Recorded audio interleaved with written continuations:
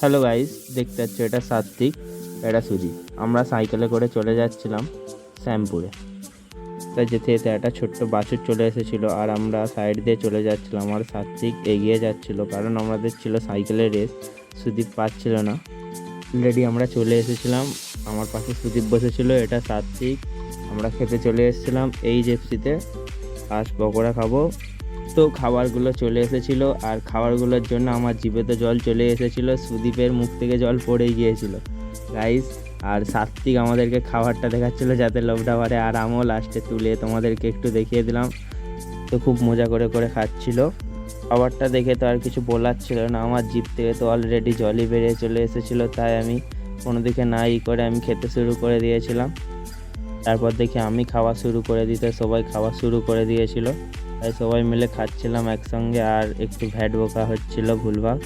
তারপর খেতে খেতে আমি আর সাত্বিক অলরেডি পুরো শেষ করে দিয়েছিলাম। আর সুদীপ ভাই দেখতে পাচ্ছ সে এখনও পর্যন্ত খাচ্ছে। সব পকোড়া খেয়ে আর হচ্ছিল না, তাই আবার সফট ড্রিঙ্ক অর্ডার করে দিয়েছিলাম 3টে। আমি আর সাত্বিক খাচ্ছিলাম, সুদীপ ভাই একা বসে বসে খাচ্ছিল।